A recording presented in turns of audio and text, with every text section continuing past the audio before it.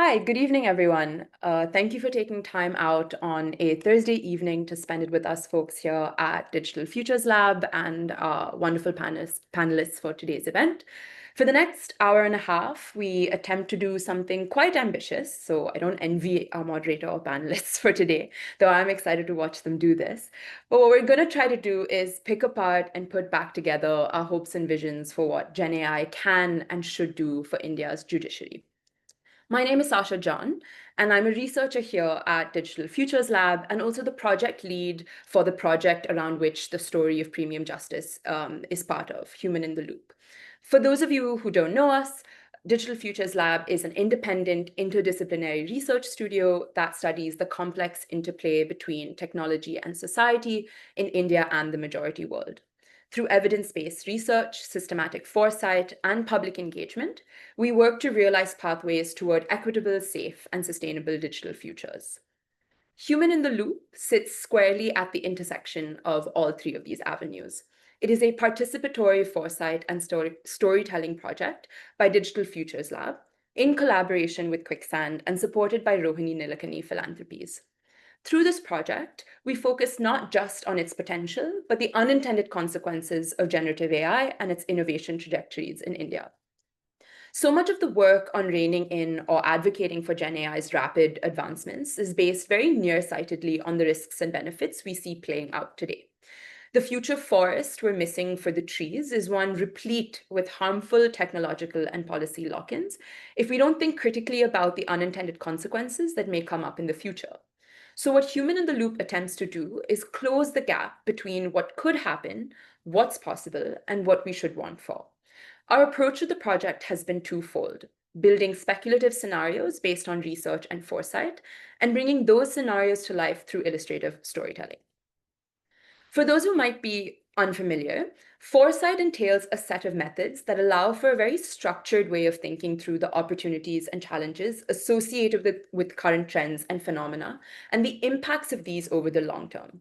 It's not predicting what the future might look like, but rather working with the possibility of different kinds of futures if certain decisions, trends, and trajectories progress.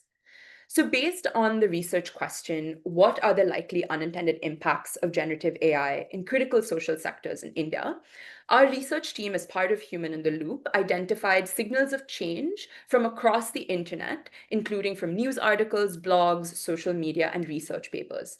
These 40 plus key signals of change, and by that I mean incidents and trends that are emerging or that we're seeing one-off or multiple accounts of. And what we tried to do with them was to make sense of what they were signifying when you look at everything in combination or in tandem.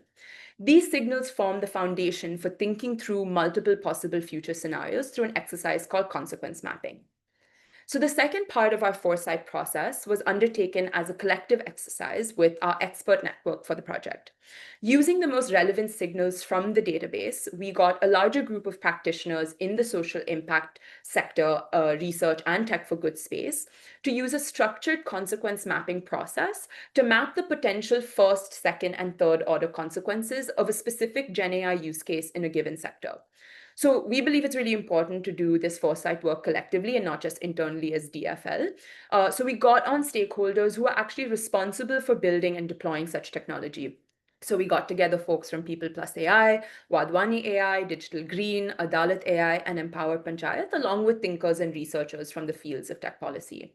And what we got them to do is we divided them into groups and gave each group a sector and a potential Gen AI use case that we saw would pick up in the future. And then what we asked them to do is use a structured approach to help them logically kind of connect short-term technological developments to their broader long-term societal impacts. And we did this for sectors like healthcare, judiciary, and local governance.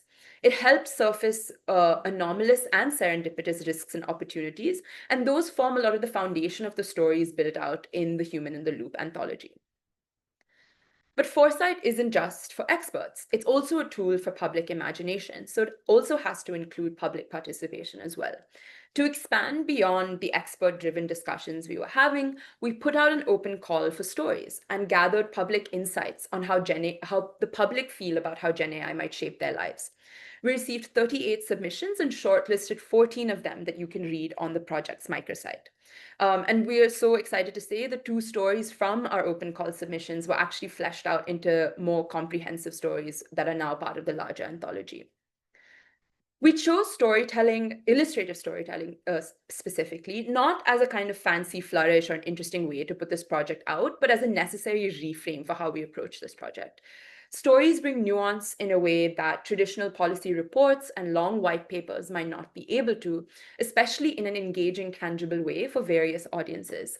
And DFL worked very closely with the artists for each story to ensure that the provocations and insights from our research and our collective foresight work with the experts really came through in the way the story portrays Gen AI's trajectories, tipping points, and resolutions.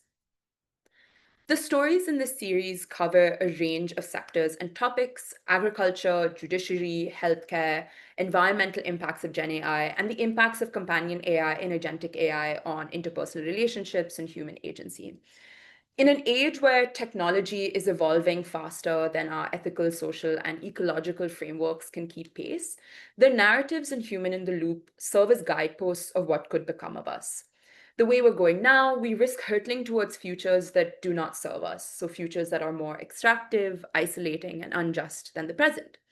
What we're hoping to do with Human in the Loop, and I'm going to paraphrase Rob Hopkins, who does compelling futures related work in the space of climate change action, is what we're trying to do here is cultivate a longing for the future, and one that specifically centers human dignity, planetary care, and equitable technological progress. So we're really excited to have an entire panel kind of focused on one of the stories in the anthology today. The story that we have in focus is Premium Justice, which was created in collaboration with the creative studio Zeng. Premium Justice follows Judge Nathan as he battles courtroom glitches, automated verdicts, and silent shifts in decision-making power in his crusade against irresponsible AI in Indian courts. So this is Nathan. He's a judge in Tamil Nadu in the year 2035. He's everything you'd probably want a judge to be: diligent, he's fair, he's discerning, and he's quietly idealistic. So you can imagine his frustration as he starts to see more and more lawyers who present their case based on precedents that don't exist. That is, those that have been AI generated. In the opening of the story, he tries to declare a mistrial, but his superior warns him not to because retrials slow us down.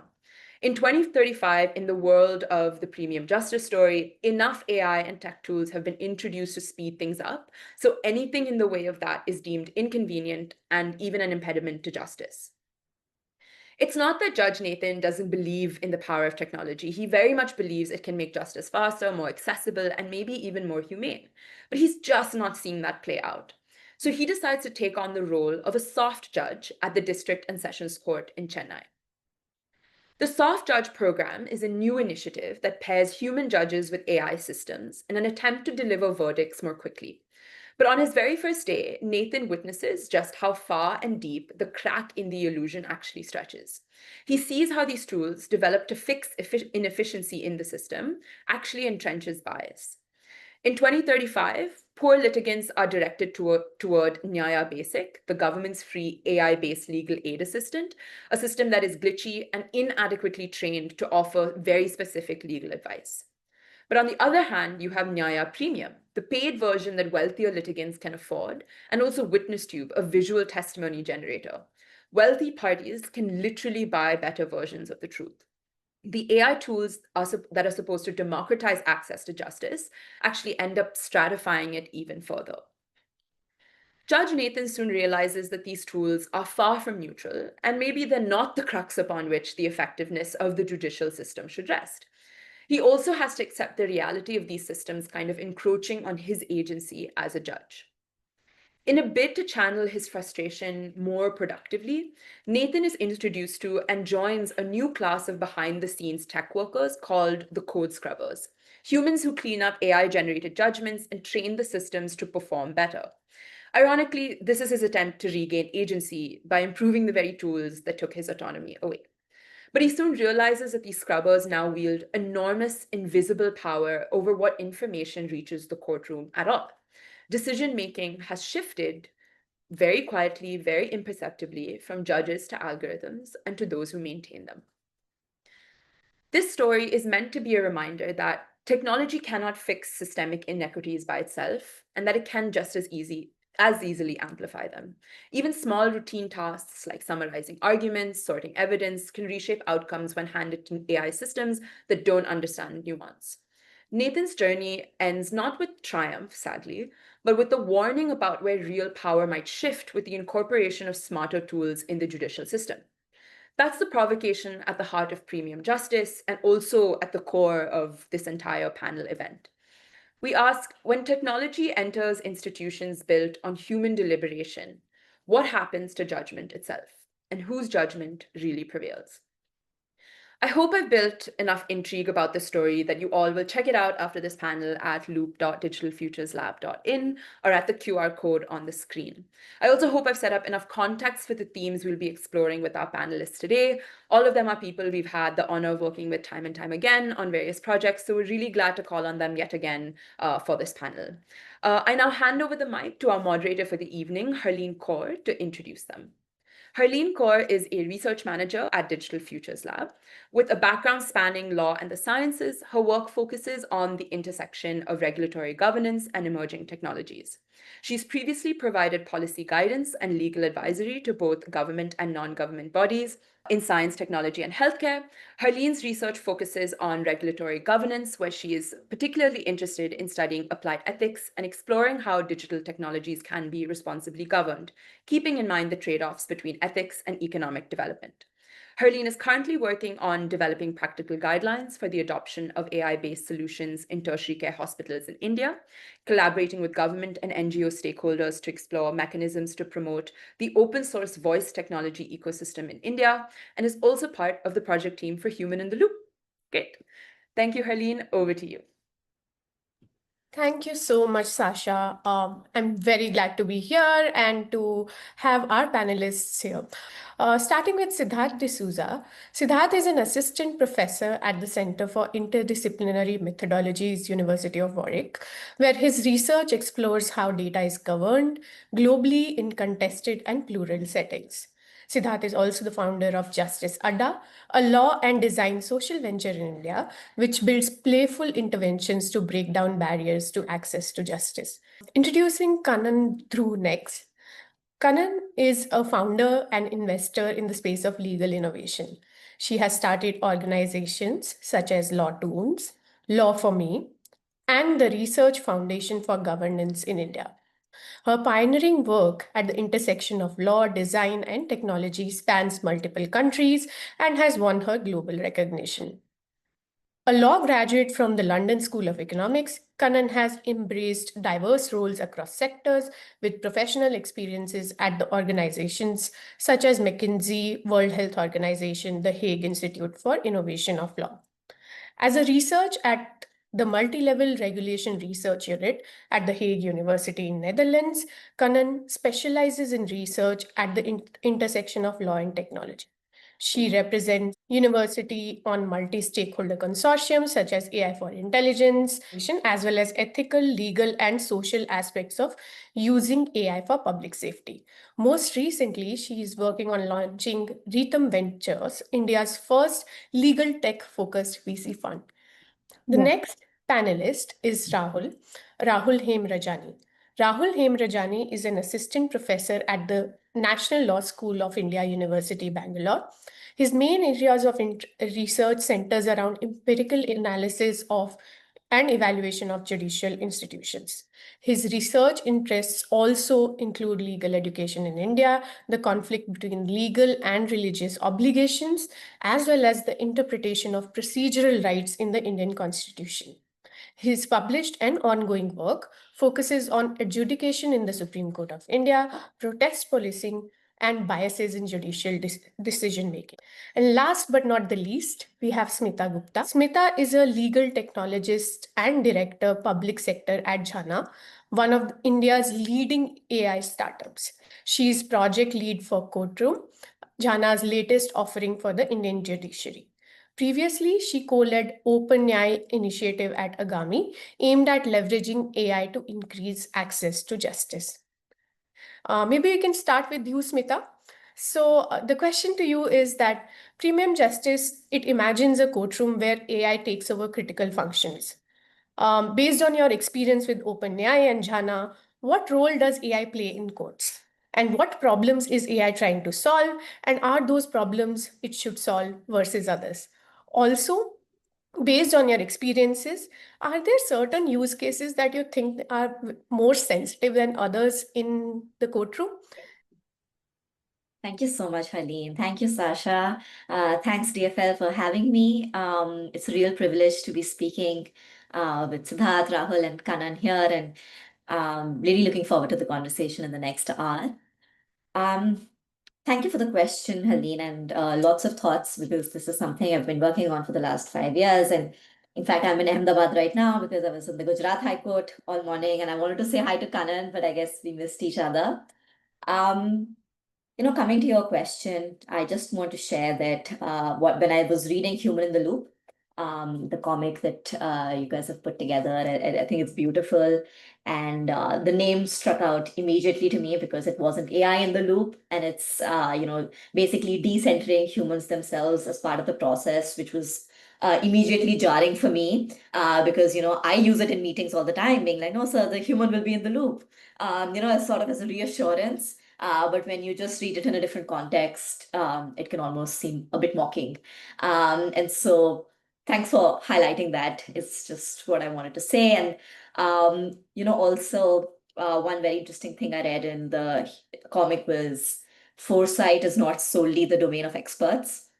And that line really stayed with me when I read that because all we do all day long when we are in courts and as I interact with a lot of the registry members because yeah, along with judges, one of the most core stakeholders for adoption of AI in the judicial sector is going to be the IT committee or the AI committee, computer committee, the registry, or every court has their own systems, but it's basically a district judge who has been assigned a duty to perform this administrative function in the high courts. And they often tend to be the tender inviting authority for all sorts of services and softwares. And so they become rather important in the life cycle of adoption of AI. And it's really interesting for me to see that the registry, what an important role it plays. So when you ask what are some of the use cases, we have almost differentiated it as like more substantive and more procedural. As also being a lawyer myself, that narrative also makes a lot more sense because when you're talking of the law, you talk of it in terms of being substantive and procedural. So similarly, when we talk of technology now, when I have to sort of bridge that gap between tech and the judicial world, when I use this language, it almost immediately seems appealing, right? When we say that when it's a more substantive use case adoption of AI, then it's the AI in the loop and not the human, and vice versa for a more procedural aspect. And I'll share that with an example because that might be confusing. But something as basic as e-filing, wherein lawyers are required to file bond digital pleadings, as we call them, meaning machine readable documents which are drafted on your laptop, on your computers, and filed digitally, so that all the stamping is done as an e-sign verification. There's an e-notary. There is all sorts of verifications that need to be done happen digitally as well. And then the biggest part I feel is the scrutiny process, right? So as soon as the e-filing is done, you come to the scrutiny where all the case files have to be, it has to be determined whether the case files are meeting all the requirements of, let's say, civil procedure code, if it's a original suit, and so on and so forth. And most of these requirements are quite ad hoc. And I have been doing this scrutiny automation exercise with about 5 high courts for the last couple of months. And I've done it across criminal petitions, writ petitions, and original suits. So I can very confidently tell you that nobody really knows what we're checking for. And there is an arbitrary number of rules which one checks for. And but the one thing I will give credit where credit's due is that they're always updating it, keeping in mind, for example, the new criminal law, the new labor laws, and so on and so forth. So there is that effort. However, the training of the scrutiny staff is not being done appropriately, right? So even if I try to build a scrutiny system using an AI a tool to sort of automate that as a recommendation so that the scrutiny officer can tell me whether they want to accept or yes, so as I was saying that, when we talk of AI, it's very easy to say that, oh, I'll build a system and you start using it. But what about the 100 steps that you need to take before to procure the hardware, to train the staff? A lot of what I noticed was in the comic as well that there was no user training happening. The judge, Nathan, was just sort of thrown into the bushes and be like, okay, now just use OMI. And so I feel like change and adoption management, this is the hill I die on, that if you want AI to be successful in a sensitive area like law and judiciary, you need to really stress test your change and adoption management techniques where it has to be built on trust with using the AI in the loop language as well. Having said that, I think it also really depends on the kind of user.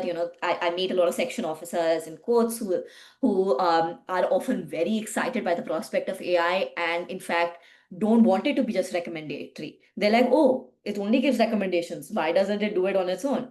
On the other hand, somebody is spooked by the fact that it's giving recommendations at all.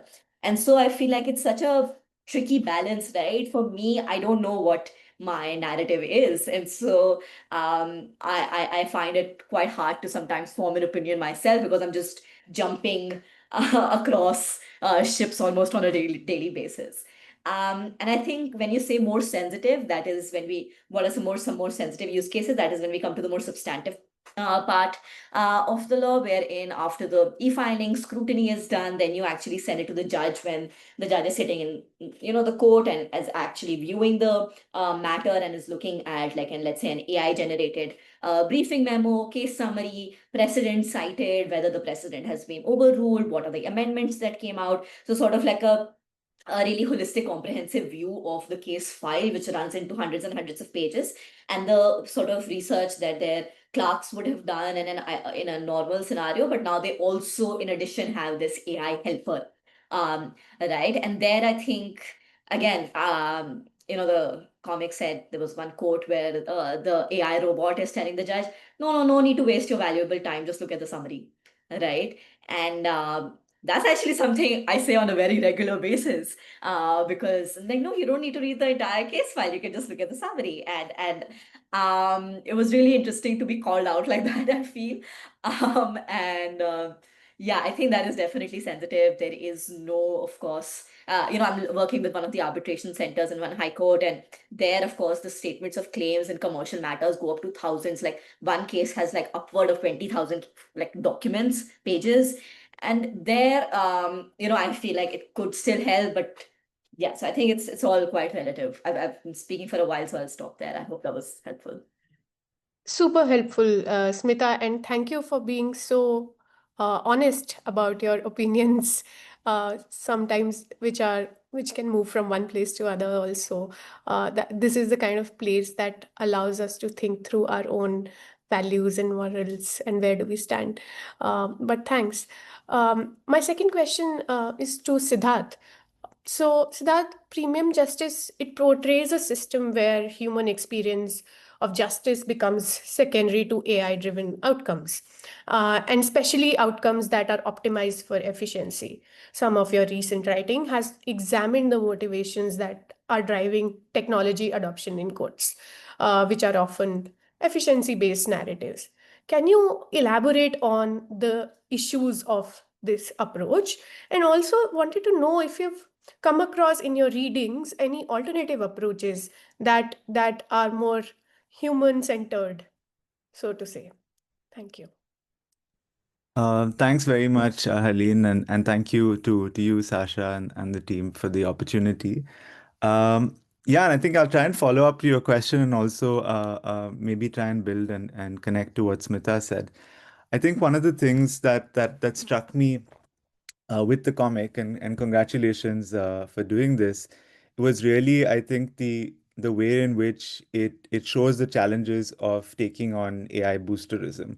And you see at different points in time, there is this idealism that Judge Nathan has, and how his idealism is slowly being defeated in different moments of engaging with different stakeholders. And I find that this is quite telling, because one of the things that I'm also interested in is can we also challenge this myth of inevitability around AI? The fact that AI is here, and if we don't engage with it, we're going to be left behind. Because I think this also speaks, I think, to this efficiency narrative, that a primary challenge with access to justice in the Indian judiciary is that it's a question of speed, it's a question of time, it's a question of um, and if we are able to address these problems, then people will have access to justice. But I think the efficiency narrative also does not necessarily ask the question of efficiency for whom. I think we really see in both the comic and generally, I think this narrative that yes, judges will have time back, but we need to ask the question of why is it that judges currently are already so overburdened? It's a bigger question of infrastructure. It's a question of the ways in which procedures actually result in frivolous litigation.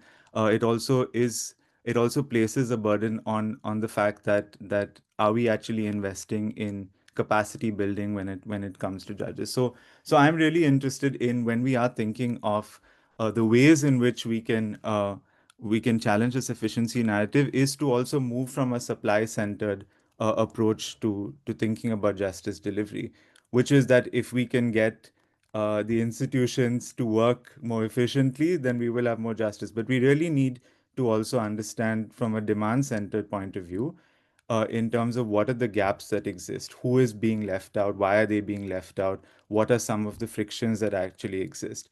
To me, I think both in the comic and also from my own work, I think we see frictions as a problem. That frictions actually mean that we will have less justice. But I would like to make an argument for frictions, because I think frictions also allow us the chance to contest, to challenge, to be able to problematize when why things are not working, why things need to be in a particular way. Uh, I think one thing that I particularly liked was also the discussion around, and I think even in the methodologist notion of public engagement. And I think this is also something that I'm interested in our work at Justice Adda, because I think we are also interested in finding ways of helping people, of demystifying what it actually means to engage with justice. And I think through this process of demystification, one can also ask and unpack certain narratives around efficiency, and thereby in doing so, I think also uh, make it more tangible. And I think this is also something that storytelling does, this tangibility of justice, and also the possibilities to highlight what kind of invisibilities lie.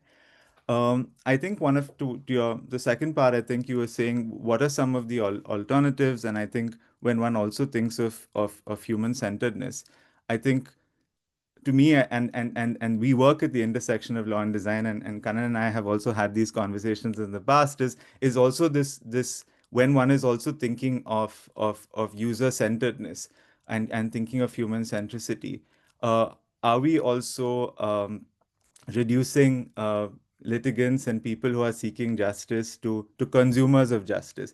Are we commodifying justice in a way that we see justice as something that can be disaggregated into smaller components, and then this can be something that can enable them to have uh, uh, greater equity? And I'm sure others will have points on this, on what it actually means to commodify justice, and if we are commodifying justice, does it really work?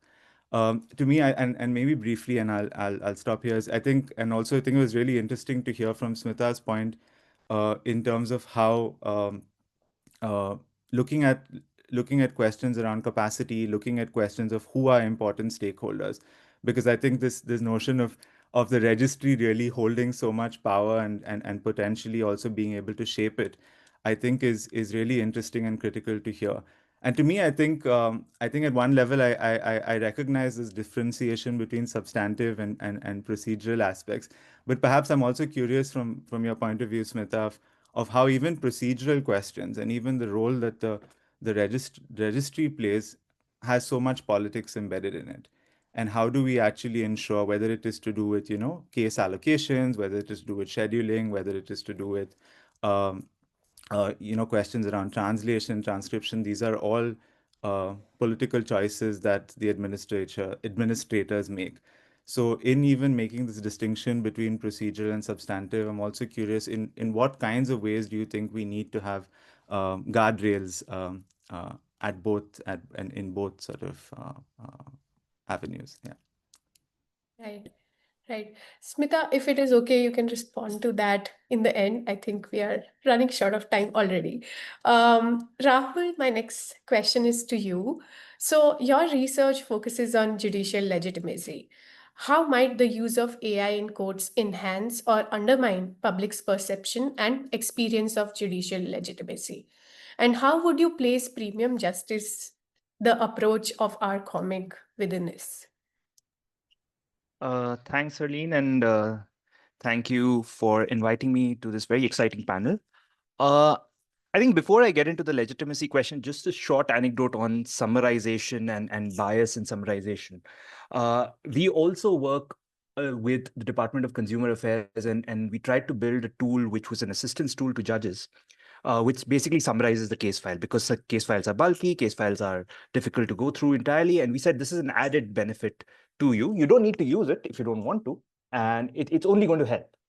And one of the professors who thinks about these issues much more deeply than I do, I think, Professor Arul, just pointed out that if you add any information on top of the case file, then you're immediately creating bias, right? You are anything that you add, when you summarize, Professor Arul's carrier. When you summarize, when you take information, you're taking certain information and you're privileging it, and you're saying that some other information is not important, right? And as soon as you do that, you sort of risk, in a sense, changing the case facts through the use of some tool, right? And then you need to sort of, again, talk about why that tool is necessary, and is it legitimate, both in the sense of constitutional legitimacy, but also in terms of whether it gives due credence to the facts of the case, right? Okay, so coming back to the legitimacy point, when we talk about judicial legitimacy, we usually think about it in two different ways. We have a concept called performance legitimacy, which is legitimacy vis-a-vis the sort of capacity and expertise of the institution. And we talk about procedural legitimacy, the legitimacy of the sort of processes that the institution follows, right? And there is already some research on this. And by the way, the comic actually captures this quite beautifully in terms of showing sort of this, which Smita and Siddharth have also mentioned, this sort of idea of saying that, look, when we are being efficient with justice delivery, then in some ways we are improving justice delivery, right? But what research shows generally is that most people are not willing to give up gains in performance legitimacy at the cost of procedural legitimacy, right? And there's some really new exciting research with AI as well, where people have said that, look, experimental stuff where people have said, okay, this is decision given by AI, this is given by a judge, even when the decision favors you, and even when, according to third-party neutral experts, the decision is more sophisticated, better reasoned, more accurate, the people were not willing to accept it because it was given by AI. Now this might just be a AI fear kind of thing, right? But as the comic sometimes demonstrates, I think it's important to understand that people want certain things in dispute resolution. They want to be heard, they want their facts to be presented accurately, and they want to make sure that they get a reasoned decision based on the law and not based on anything else, right? if these three things are not guaranteed, and in the comic there's an example of this where cross is not allowed and where some certain video evidence is accepted, right? None of this, of course, is possible in current Indian law. But in this speculative future, if AI is being used for something like that, what you would see is decisions not getting accepted because procedural legitimacy is lacking, right? So I think that is the challenge for the use of AI in Indian courts, right? And there's some research on India as well. Forget lay people, there's some research on judges and lawyers who believe that it is entirely illegitimate to use AI for certain functions, and more specifically adjudicative functions, right? So I think there is that high stakes, low stakes question on capabilities, but there's also a high stakes, low stakes question on legitimacy, which is what can you sell, and what are people willing to accept in a fair democratic court system, right?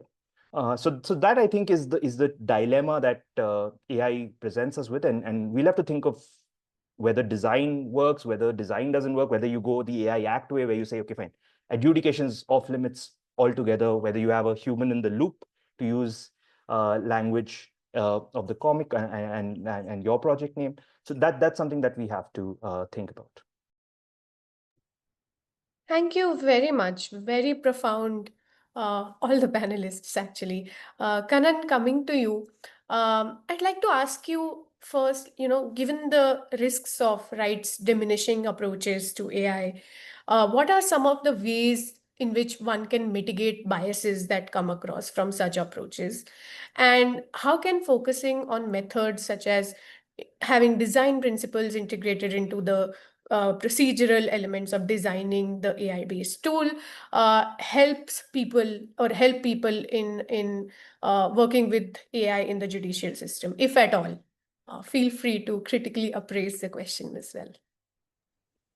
Thank you so much, Harleen, and thank you, Sasha. It's fantastic to be part of this conversation, and also big compliments on the comic.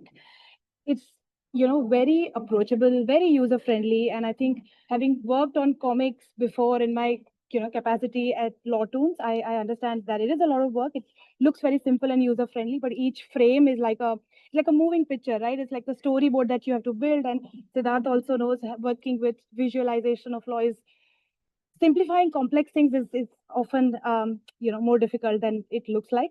So big compliments. And there is so much need for this conversation, right? I think around AI and access to justice, I think we are not having enough of these conversations because the pace of change is fast. And having said that, I want to kind of talk about one of the studies that I've done around the COVID time. And I've been very fortunate to look at various countries which are working with AI and digital technologies in general. And I think everybody would agree that after COVID, the pace of digital integration in the courtroom has substantially increased. It's because we didn't have any choice. And having the digital tools in the courtroom was, I guess, a better way than not having a courtroom at all. So the credit were due. The courtrooms went on and then things happened rather than complete stalling of the entire process itself. But that kind of also opened some of the fissures within the system because things had to be digitized, things had to be expedited, and a lot of technologies are connected with one another, right? Like AI doesn't exist in vacuum. AI exists because of a lot of other things that have to fall into place. And I think I'm kind of coming to the answer of your question also. But that means that the data has to be digitized, there has to be streamlining of processes, and Smita talked about the training. So all of those processes, once they kind of fall into place, then ultimately AI system as itself would also work. And then there are again the questions around the cloud technology, around what kind of foundation model that you build on. Do you want to make an agentic AI? And now, interestingly, the technology is also changing so fast that what you understand and mean by AI today would be something completely, I don't know, a couple of years down the line, it would be very different. I also have to say that while I see the risks and while I see the limitations, there is also, I don't know, is efficiency a bad thing? There is and is productivity that is gained, at least for the low hanging fruit, for the things which are, I don't know, very necessary. I don't know, it's a cost benefit analysis that often puzzles me. Why I say this is that during the COVID time, and I come back to the study that I referred earlier, is that across high income, middle income, and low income countries, I studied as to the amount of tech penetration that was going on during COVID and what kind of changes different countries and different courtrooms were integrating with their systems, right? So whether these system changes were administrative or whether they were legislative or whether they were policy changes also. And very interestingly, the trend that we saw was that across the high income countries, there were a lot of pilots that were going on within the courtrooms. That means that people in the administration, people in the judiciary itself, they just wanted to test different things out before they rolled out the technology in a more integrated way. And that's a very fair approach. That means that they had the time to work around things and see what was actually working, what was not working, and take a reasonably cautious approach around tech integration in the courtroom. Because, of course, as the panelists also mentioned, the stakes are very high. The comic also mentions that, and we agree that there are risks and we have to be very cautious.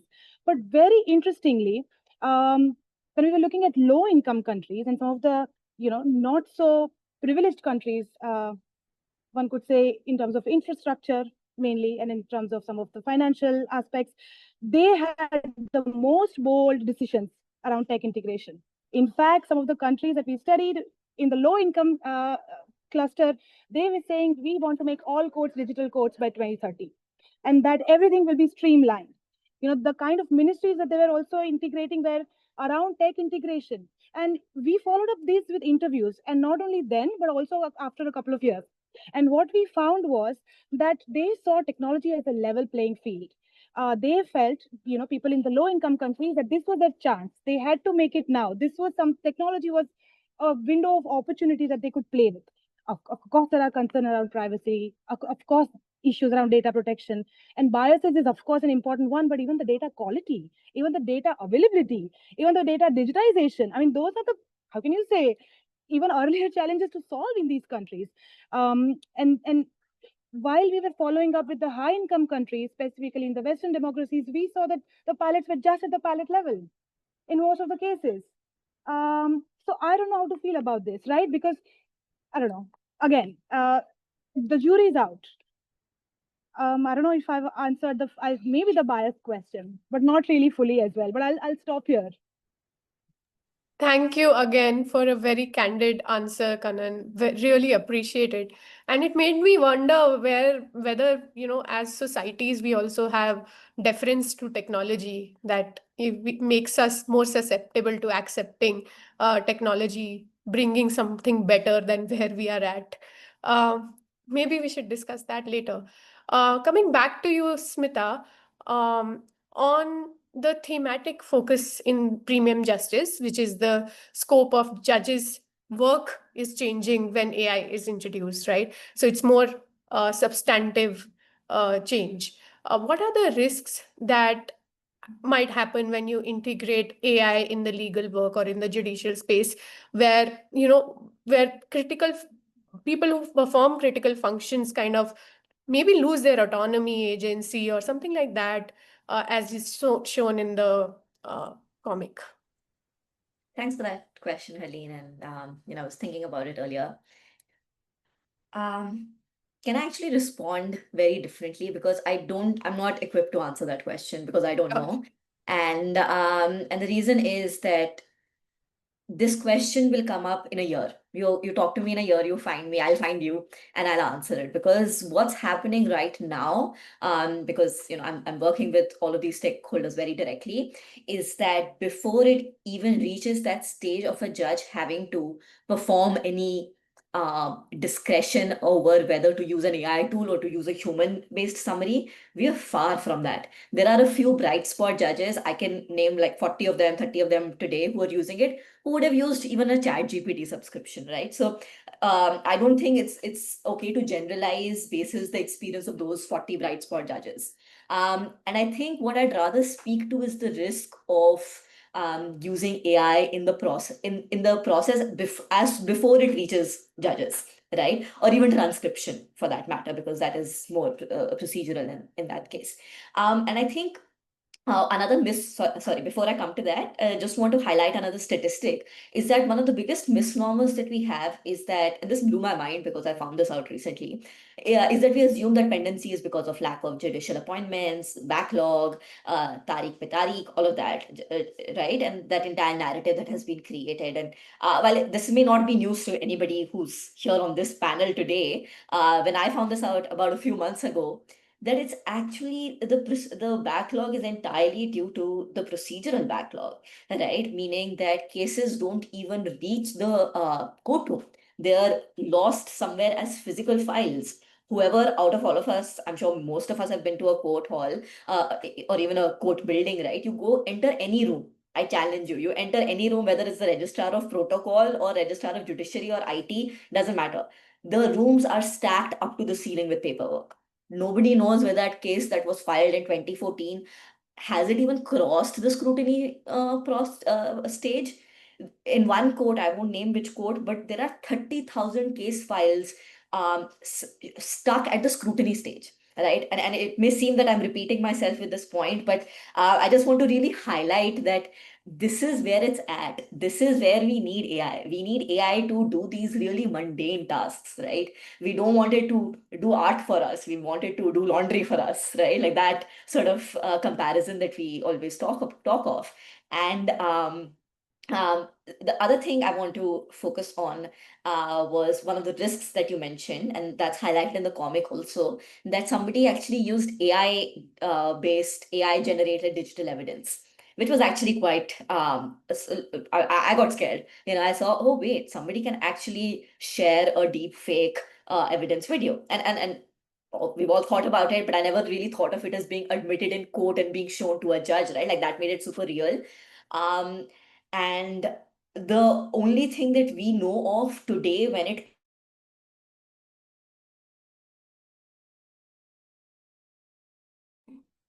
I think we should give it another moment.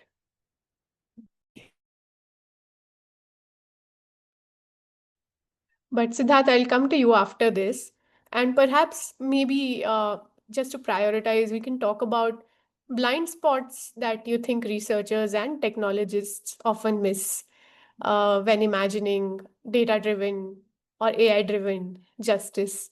And I like the fact that within our panelists, we have a good mix of optimists, but cautious optimists, but then also thinking through all our own personal biases as we take a stand on this situation.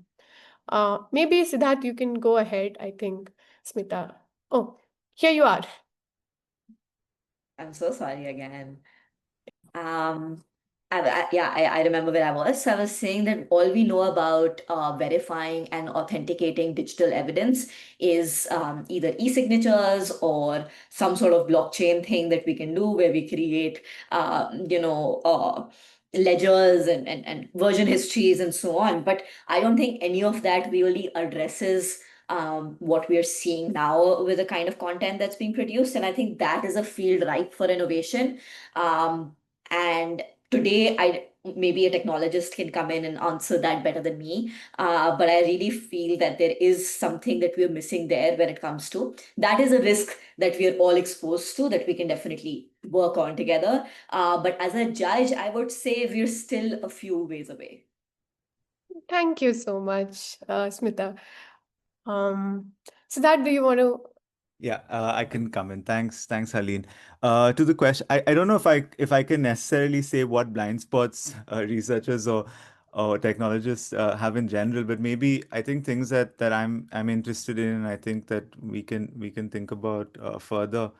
One is I think one is to think really about what are the ways in which it is possible to build a kind of public understanding of what technology does. And I think this is really essential because I think, and I'm sure the others have also seen, is that I think even in the first an initial engagements with AI by the Supreme Court and other courts in India, there was almost um, um, re- talking about AI as if it's magic. There was this kind of illusion that it can really solve so many problems.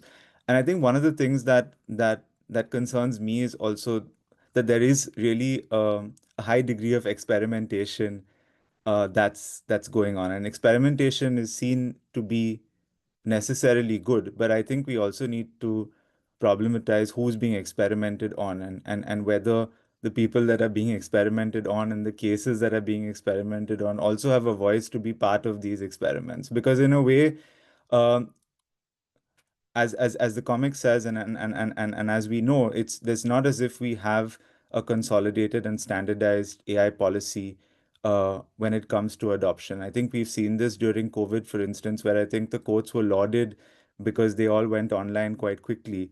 But I think one of the things that was perhaps less talked about was the fact that they all like use different video streaming services. So what are actually the consequences of doing so, where some were private enterprises, some were public services? So I think the fact that the use of technology really enables experimenting where all of us are being our subjects without really consenting to it, I think is something that I'm curious about. And I think within the judiciary, this is really something that we need to speak about more and more concretely.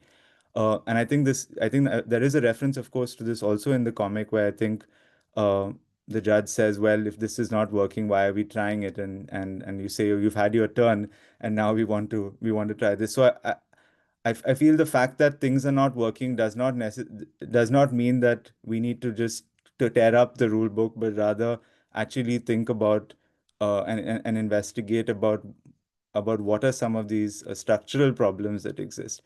And we've seen that these structural problems are in terms of exclusions that exist across the board in the country. These exclusions exist on language, on resources, on capacities to engage digitally. So for me, I think that primarily, I would look at what are the ways in which we can challenge experimentation. Two, what are the ways in which we can find ways to push back against an inevitability around AI. And three, I think, how can we actually offer more vernacularized understandings of what AI actually means, both in terms of our rights, questioning what productivity means for justice, what efficiency means for justice, what speed means for justice. Because we've seen this in the past with research on Lok Adalats, that you created Lok Adalats as a solution to pendency, but we've also seen that Lok Adalats in work by Galanta and Krishna in the past also is seen as a kind of it's very problematic because the people who have to go there are compelled to do so. So are you compelling participants in a judicial process to take part in justice because we don't actually want to offer equal opportunity? I'll stop there. Right. Thank you so much. It is really like I really like your framing of challenging inevitability of using AI and maybe like providing critical skills and places for people to ask such questions in the first place, that why are we doing the interventions that we are thinking of putting. Rahul, to you, I want to put up this question based on your research, right? Like you've looked at more than efficiency problem in judiciary in your research. So you've looked at workloads, external factors like fatigue or other external factors. And how can these research insights be used if there is some inevitability of using technology to make decision making better? If you're forced to at gunpoint to make this decision, what are the factors that you'd consider apart from efficiency that are relevant? Yeah, thanks, Aline. And I sort of agree with Siddharth. So I think will have to put a gun to my head. So it's something like, you know, the DYC Supreme Court example, where like everybody suddenly has to carry iPads to courts, and old people who are like read files for years and years, and they're like, oh no, what is this iPad thing? But in general, I think the research that I do, which is on judicial behavior and biases, points to the fallibility of the human judgment process, right? And it points to the idea that human judges necessarily are influenced by things other than the law, right? And to take the easiest example is decision fatigue, for example, is basically the idea that the more cases you hear, the more open you become to using heuristics to make your decisions rather than reading the case file and understanding the case as a whole. So that's the rough idea of what the research points to. And if you take a simplistic view of this idea, then AI actually should help, because AI doesn't feel fatigue. AI doesn't have at least the heuristic and cognitive biases associated with the physical body, right? And but I think the challenge there is that what AI is built up of is exactly these decisions that have been made through biases, both in terms of cognitive biases such as decision fatigue, but also social biases such as race, caste, etc. Right? And the decisions that form the training set for most of Gen AI products necessarily have included this into it, right? Even if it's not specified in the decision itself, because the decision went a certain way, and because there are parameters that the AI is taking into consideration in its training data, this bias will inevitably form a part of the AI's training load, and therefore will form a part of the eventual judgment. And again, this has been tested and it's been replicated that there's empirical evidence that many biases that we feel humans have are going to be replicated in AI. So the essential issue then becomes, we are in between. We're trying to solve a problem by another problem, right? We're trying to solve a biased individual, fallible individual with another relatively fallible machine, right? Now, you might still get efficiency gains, right? You might still, the advantage of the machine is that it's going to be slightly, so there is again some evidence of the fact that there is less variance in machine-made decisions, right? Not less bias, but less variance. So a human judge, for example, given the same set of factors, would give a decision of, let's say, in terms of sentencing, 4 to 12 years. AI is much more consistent. AI will give 7 to 9 years, right? So there's less variance. But that doesn't mean there's less bias, right? And there is really no way of trying to mitigate for this bias on a systemic level. You have to mitigate for the bias at the post-treatment level, right? You have to mitigate for the bias in terms of the final decision and review it. So one of the things in the comics is you can always appeal, right? But again, the point is, if you can always appeal, you can always appeal a human judge as well, right? So that procedural safeguard does not take away from the fact that there's a systemic problem. Now, technologically, I think there are people who are looking at this very seriously and trying to solve the problem technologically, right? But I think I would have to come back to Siddharth's idea that it is this inevitability. It is this idea that, look, we have to use this because we get efficiency gains, we get slightly more non-biased judges, we get slightly less variance. I think this, I agree with Siddharth, has to be problematized, right? You have to you have to think of these things much more deeply, and sort of panels like this and the comic itself sort of is a good way of trying to get the public to engage with this, because as Kanan pointed out, the pace is really, really fast. And Smita would know, and there are others like Adalat, etc., who I don't think there's any high court which has not been reached by people who are trying to sort of get the high courts to adopt some sort of AI systems in practice. And I think there's a lot less thinking on the civil society and the back end where we can think, where we can sort of at least ensure that there's some sort of slowness in the process, some sort of, as somebody said in the chat, some sort of voices being heard, some participation, some amount of friction, like somebody said. So I think that is an important sort of process that has to happen sometime soon before we see the future that we present in the comic. Thank you so much. Again, really thoughtful. Smita, I can give you just a pointed question to Rahul, if you don't mind. Won't take Go super ahead. long, at least Go for my ahead. part. Rahul, you spoke to bias in judgments, right? And fully agreed there. We've seen so many examples.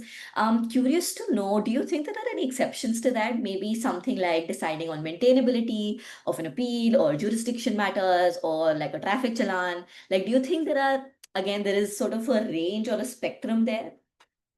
The range of the spectrum will come to the stakes of the matter and its sort of post-treatment. So this is the same with procedural issues as well. Why is AI safer to use in procedural issues? Because the stakes are not high. They're more transparent. They're more correctable. So therein, there is some sort of, if we think that the efficiency gains are good enough to sort of use AI, then sure.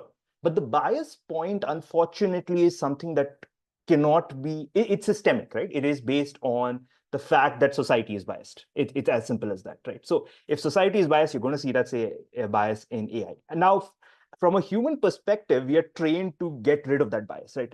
And we do it very badly. Like as I said, my entirety of my research is to show how badly judges do that. But at least we have this conscious mind which is trained to do something like that. That's not what AI does. That's oh yeah, sorry, go ahead. So no, sorry, I didn't mean to cut you off. I just do you think there are any trainings being done for judges who've been judges for, let's say, 10, 15 years to de-bias them? If you're trying to In terms of human bias? Yes, in terms like human there judges. are some so in terms of biases that play out in terms of cognitive bias, in terms of social bias, yes, there are trainings, not so much in India, but because academic literature in India is so poor and the civil society community which interacts with the judges are so poor and the judicial institutions in India are so isolated, this is not in India, but across the world where there are stronger civil society players and there are stronger academic players, yes, there is training on judges on how do we avoid such bias. Basically, even telling them about the bias sometimes just helps reduce some of the bias. One of the most important examples of this is the Jacobi and Schwartz paper. Is called Justice Interrupted, which basically changed the way that Supreme Court of the US did oral arguments. So it does. There are ways in which training can make it. Yeah, because my mind immediately went to, if there's training for debiasing human judges, can I just use that to debias my AI tool? Over to you, Harleen. Thanks. Thanks. And Kanan, thank you for being so patient in this discussion. Wanted to check with you, like you've been in the innovation space, legal tech space for quite a while now, and you've built multiple startups also, which are focused on justice. And so according to you, how do you view the comic and the way the interventions were being made one after the other in the comic? And do you think we got something wrong, or is there some insight from your experience in this field which can perhaps account for maybe more safer deployment of AI-based technologies? Over to you. Thank you so much, Harleen, and definitely enjoying the conversation. So I think there is, so many things that one is learning and thinking through other panelists. There are some interesting questions also in the chat.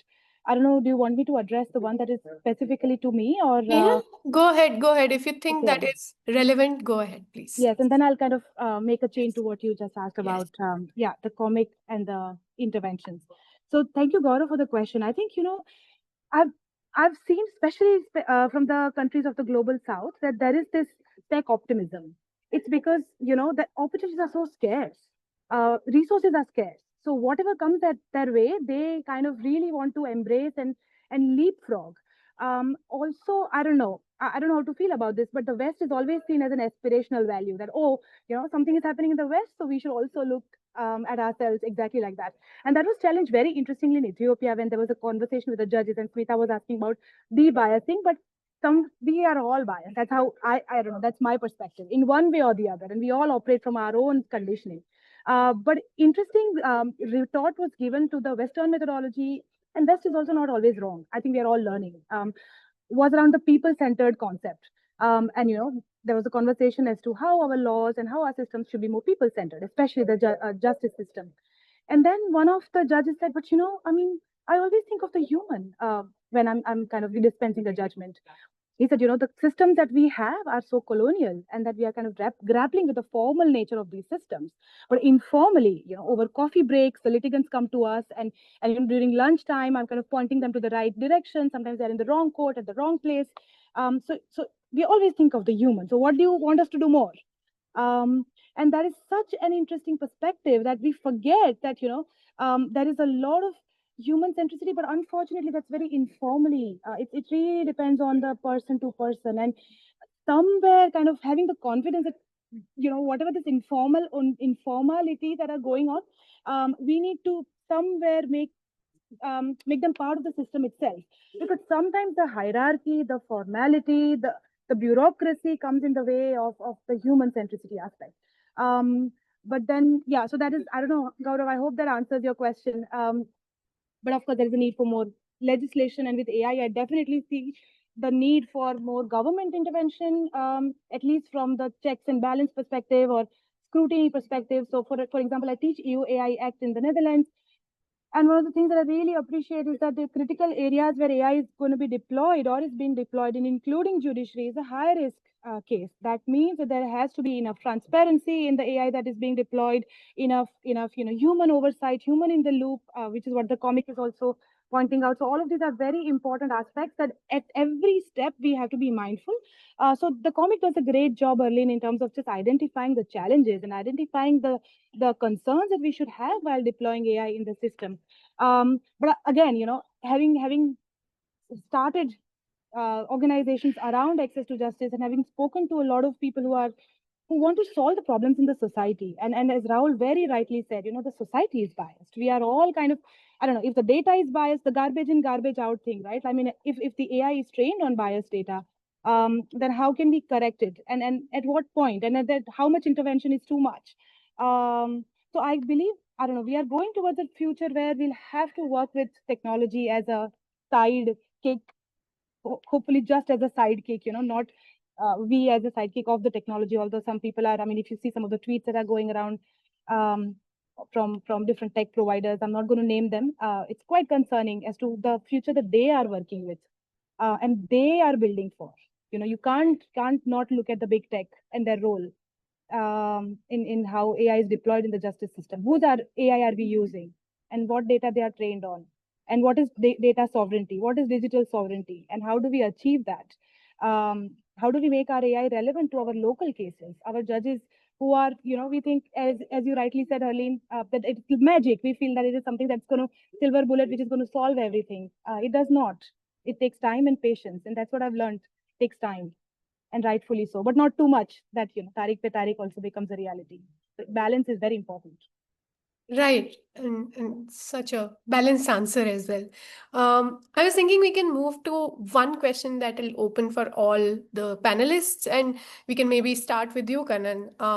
What are the ethical or design principles that are non-negotiable for you if you were asked to deploy AI in courts and to solve a problem of your choice? Oh, that is a wonderful question. And I think design is such an important one. People at the Northeastern University in the NU Law Lab, you should look up. They've been doing some very interesting work around design principles in the courtroom. And one of the things I really like about the design thinking principle is starting from whose problem we are solving. And I think it sounds very simple. We all know empathy. We all know, 5 steps of the design thinking process, but it's a non-negotiable. Even when you're making $1 billion startup, you have to think about whose problem you are solving and are they going to use your product. But then again, I'm going to use, one contrarian point of view. So, I think Henry Ford said if he asked people what they wanted, instead of horses, they would have just said faster horses, and nobody would have said car. So when we are talking of innovation, we also have to think a little out of the box. I know that I'm kind of contradicting myself, but design principles with empathy, but also a little more focus over the future. Connecting the dots is very important. Transparency is going to be very important. Quality of the data is very important. And I don't know, having some confidence at some point that we are building the right thing and not always doubting. It's general principle, tough one to overcome, but it's very important, especially around AI. Right. Rahul, do you like to come in? Sure. I mean, again, it's I think it's very difficult to say one thing or in terms of design principles which are non-negotiable. There are a lot of things which are non-negotiable, and I mean, I have to sort of stick to my professional this thing, and at least the constitutional principles that we have guaranteed to our litigants, at least those are non-negotiable. Leave everything else. Leave the idea of at least the fact that you're supposed to be given the cross, the idea that you should be heard, the idea that the decision should be well reasoned, you should know the reasons why you have lost a case. I think those are, easily sort of translatable, and those are basically principles that people have to follow. And AI generally right now, if you are looking at adjudicatory AI, and there are very few examples of adjudicatory AI, because as I said, globally, I think adjudicatory AI is seen with quite a lot of suspicion. But if you see the examples right now, you realize that things such as explainability, I mean, there is explainability, which is the AI can convince you that it's reasoned, but there's no way of knowing whether the AI is actually reasoned, right? And similarly, there's the idea of bias, and the idea that, look, if there is somebody of a particular socioeconomic group, and again, there is experimental evidence to this, AI seems to replicate human bias here, right? And if it's a systemic thing which is replicating bias, then it is non-negotiable, right? Then it's something that you should not use as a system, right? So it's I think there are many, right? And I don't think I can settle on one. I think that's the danger, right? Whenever we sort of ask such of these questions, to think of one paramount value that we have to solve for. And many of these things are not solution questions, they're thinking questions. They're like, okay, how do you think about the idea of what is a reasoned decision? What does it mean to give each person their due? What does, as Siddharth pointed out, what does justice delivery actually mean? Is it just a commodity, or is it something more? I think these are very deep questions, so it's difficult to answer. But I think there are many things that are easy to translate, which AI does not do right now, and which definitely AI does not do in the comic as well in 2025. So I think that there are lots of things that people have to think about here. Thank you so much. Siddharth, do you want to go next?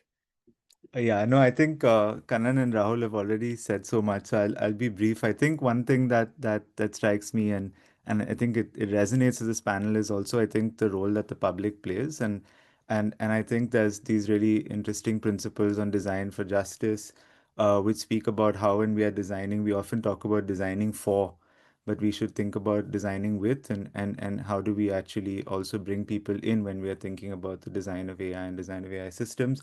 The second thing that I think for me is and Rahul touched upon this, is this role of contestability. Like, how can we actually challenge decisions? How can we actually unpack even aspects of explainability? I mean, in the sense that explainability should not be something that's passive. You receive an explanation, but rather you should be able to interrogate why that explanation exists, and if that's sufficient in nature.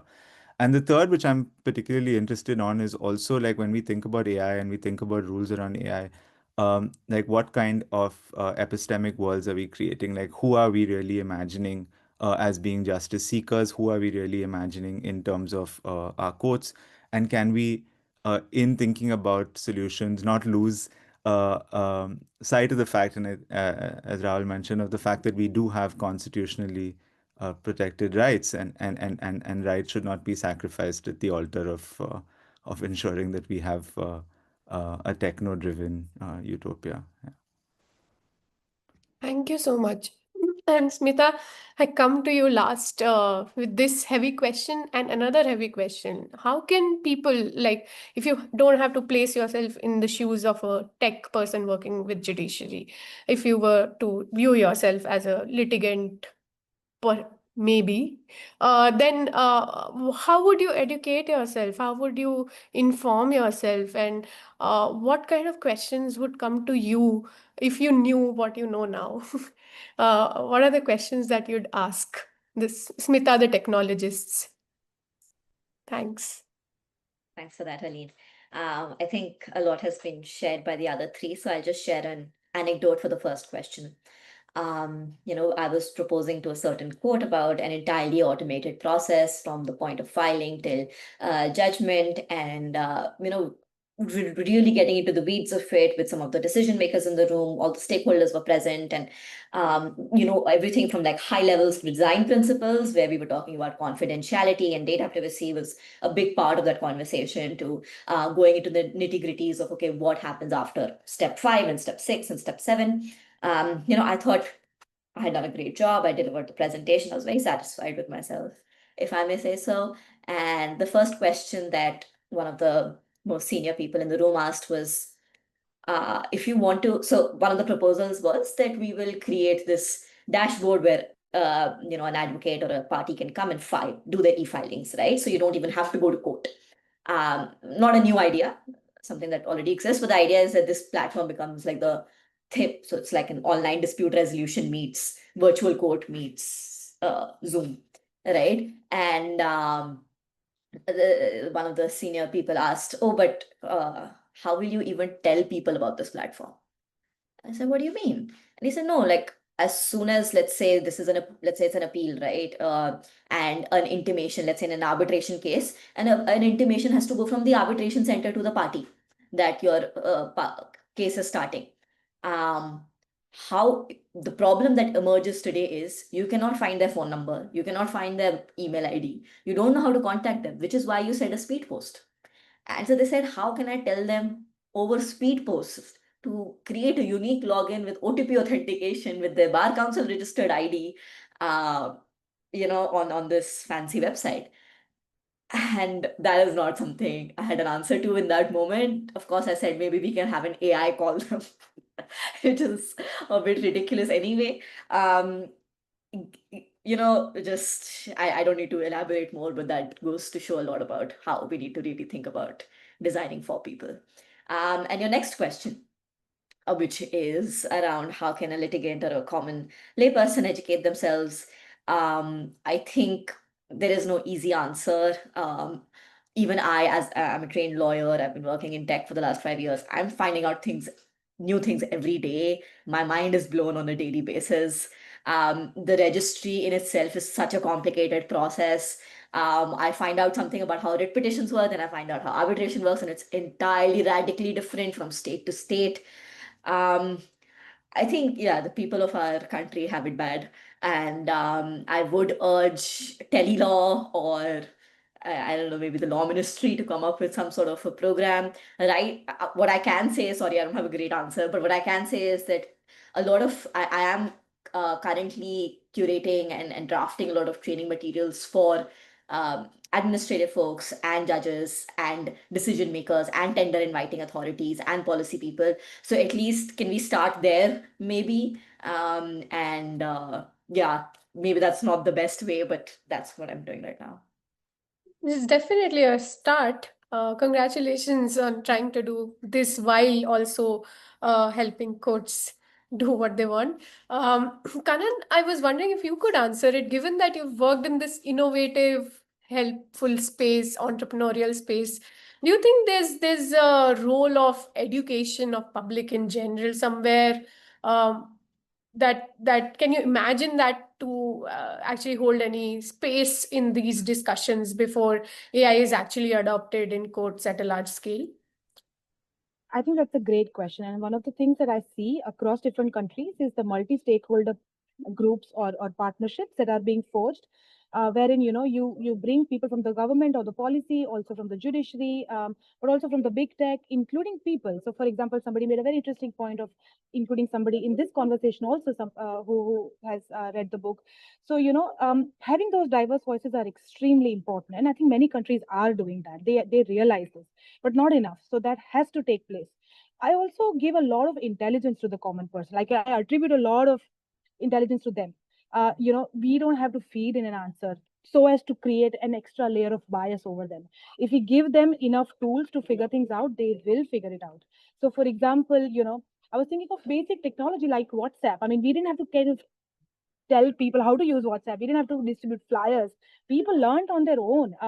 So I think AI also is, and ChatGPT as well. I mean, people from diverse sections of the society are using it. They're figuring things out on their own.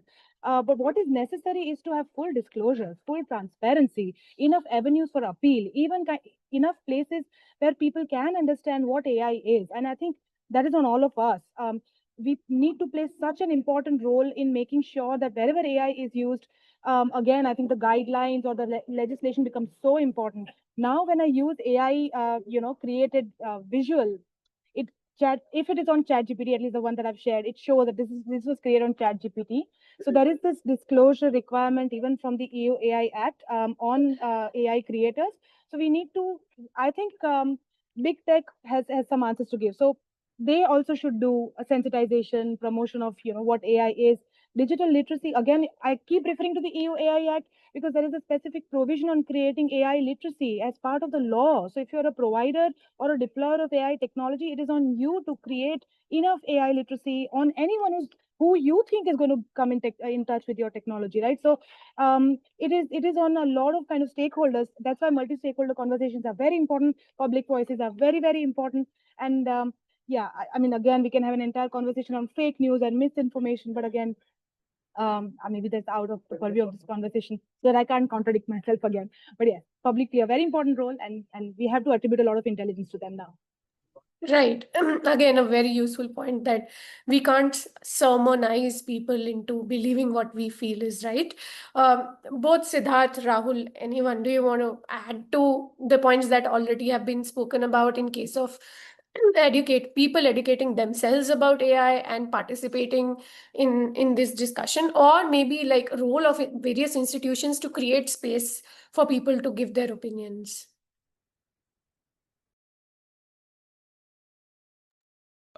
Okay, neither of us are muting, but okay, I can go. I think I can just build on what Kannan said because I think that also resonates a lot with me.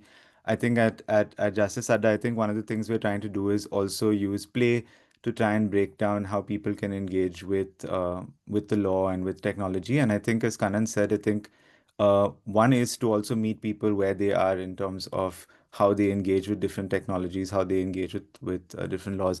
I'll just share two quick examples. One is a few years ago, we created this thing called a data diet. And we said that at some points in time, people may do a diet and, you have to give up something, you have to learn something, so we created a data diet. And the idea behind the diet was, can we actually be more playful about what kind of choices we make when we are engaging with technologies?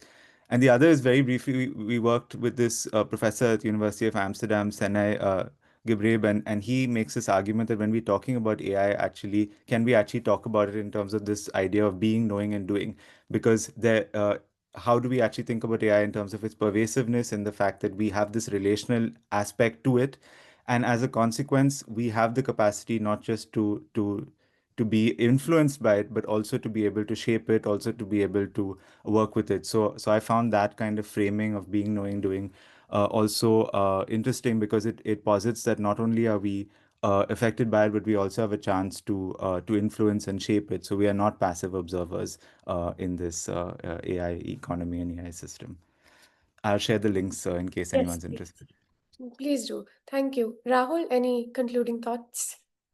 No, I think I agree with all three of the panelists and their sort of interventions. I think some of the work that Digital Futures Lab is doing, some of the work that other people are doing, there's a movie, Humans in the Loop by Aranya, also very excellent. Sort of all of this sort of public engagement is so important, right? Because AI at first can seem like magic, the magic bullet that can solve everything, right? And many people who I talk to do not, including my own parents, for example, do not know the dangers or the problems that accompanies this kind of thing, especially when you're talking about dispute resolution and justice delivery. So I think just more engagements such as this are sort of the need of the hour. Right. Thank you so much, everyone. And we finished right on time for this panel discussion. Very, very grateful for all the panelists as well as the audience for keeping the discussion so engaging, asking all right kinds of questions. Thank you, Smita, Kannan, Rahul, Siddharth, for your valuable time and input.